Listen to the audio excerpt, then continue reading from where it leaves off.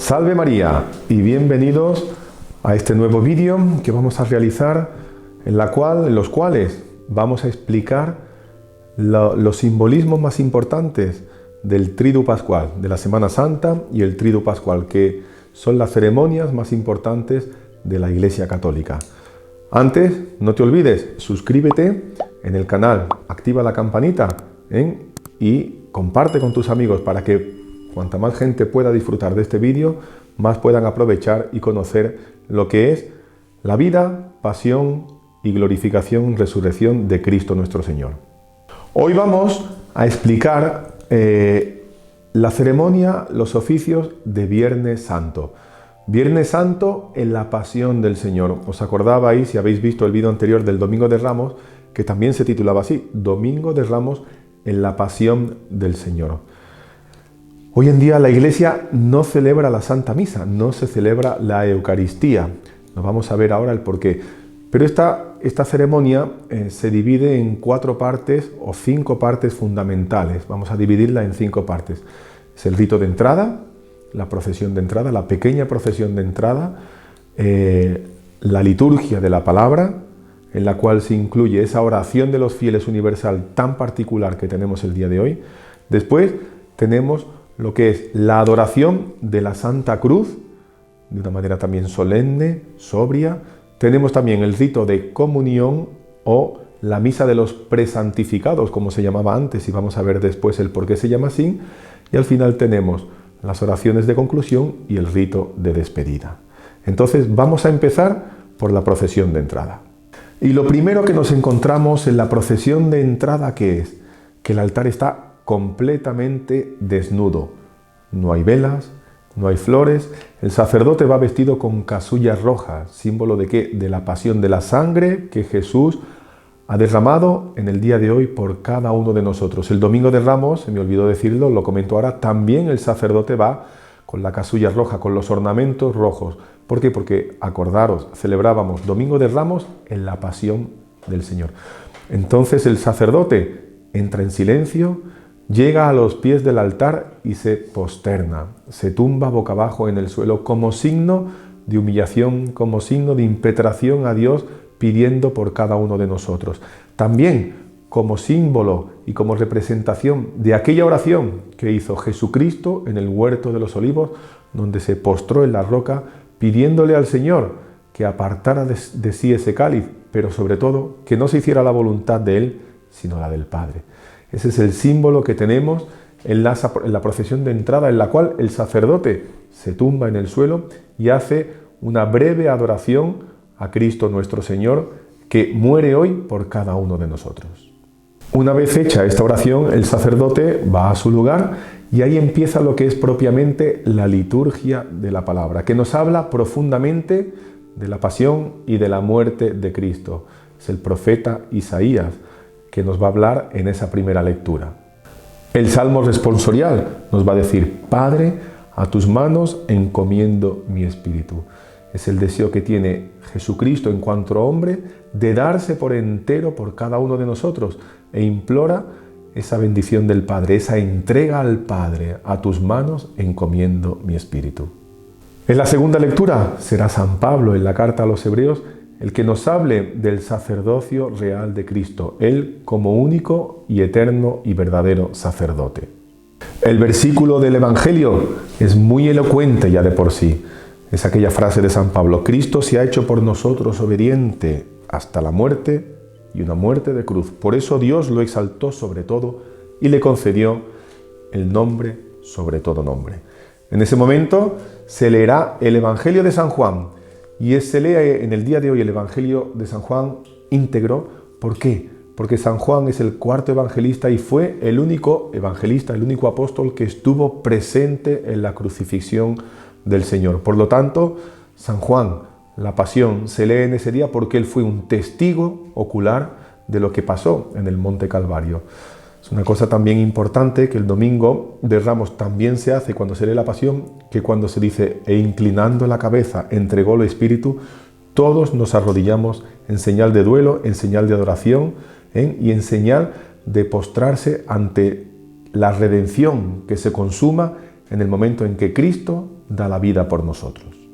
También en el Evangelio es una cosa digna de observar. No se llevan velas, ni incienso, ni se dice proclamación o lectura del Santo Evangelio, sino que empieza directamente. ¿Por qué? Porque en ese momento Cristo es el protagonista supremo de la lectura que se hace, que es la pasión de su persona, la entrega de Cristo como redentor del género humano. Después de leída la pasión, la Iglesia sugiere que se haga una breve homilía, explicándonos el sentido y el significado del gran misterio que se celebra el Viernes Santo. A la hora de nona, sobre las 3 de la tarde, Cristo fue elevado en la cruz y allí murió por cada uno de nosotros. Acaba esta segunda parte, la liturgia de la palabra, con la oración universal, que como veis es una oración fija, muy extensa, en la cual, fijaros, lo que se hace ahora es imitar a Jesucristo como mediador, que sobre la cruz, como enseña San Pablo, ha ofrecido por todos los hombres a su Padre sus oraciones y súplicas, mezcladas con lágrimas y acompañadas por un gran clamor. Un conjunto de oraciones que, abarcando la necesidad de todo el género humano, muestra que es verdaderamente la Iglesia, madre de todos los hombres y la esposa caritativa del Hijo de Dios. Es en este momento donde se realiza quizá la parte de los oficios más importante, o digamos así, más llamativa, es la adoración de la Santa Cruz. Acordaros que en este día no se celebra la misa, pues es Cristo el mismo sumo sacerdote que, haciéndose víctima y holocausto, se da por cada uno de nosotros. Y la adoración de la cruz tiene su origen en el siglo IV, cuando Santa Elena descubre la verdadera cruz de nuestro Señor Jesucristo. Y a partir de ahí, todos los Viernes Santos se veneraba y se hacía una ceremonia de adoración a la Santa Cruz. Ese rito después se extendió por todo el Oriente y por el Occidente, y debido a que, claro, no todo el mundo tenía el privilegio de estar ante la verdadera cruz, se hacía de una manera simbólica pero real, de imitar lo que se hacía en la iglesia de Jerusalén, de adorar la cruz y todos unirse a esa ceremonia de adoración a la cruz. Es en ese momento en que el sacerdote se acerca a la cruz y la toma. Puede en ese momento también el sacerdote quitarse la casulla y descalzarse como símbolo de humildad y como símbolo de humillación ante el verdadero sacerdote, que es Cristo Jesús.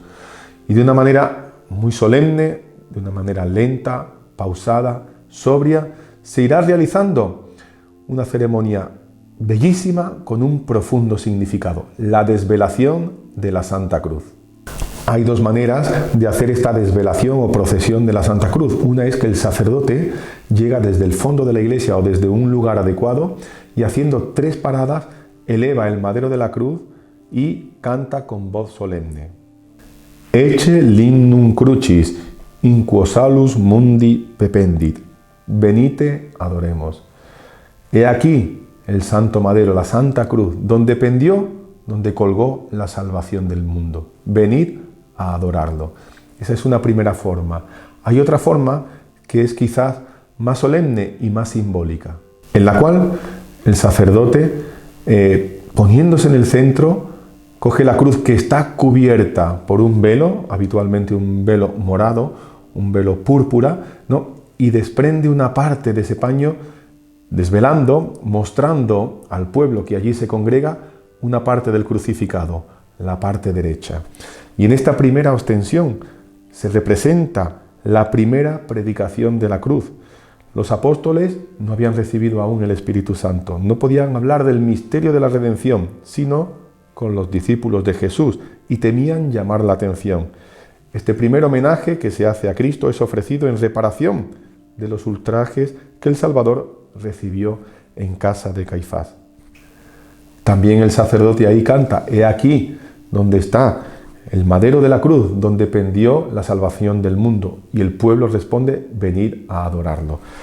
En ese momento se desvela otra parte del crucifijo, la otra mano. Y en esa segunda manifestación, más gloriosa que la primera, ya se nos va descubriendo más del Redentor, representa la predicación del misterio de la cruz a los judíos, al pueblo elegido, cuando los apóstoles, después de la venida del Espíritu Santo, pusieron los fundamentos de la Iglesia en el seno mismo del pueblo de Israel y conducen las primeras iglesias a los pies del Redentor. El sacerdote se coloca después en medio del presbiterio, vuelto siempre hacia el pueblo, y descubre lo que resta de la cruz. Queda la cruz totalmente descubierta y a la vista del hombre.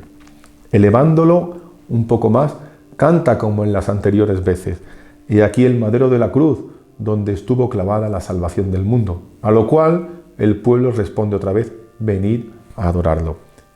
¿Qué representa? ¿Qué significa esta última manifestación?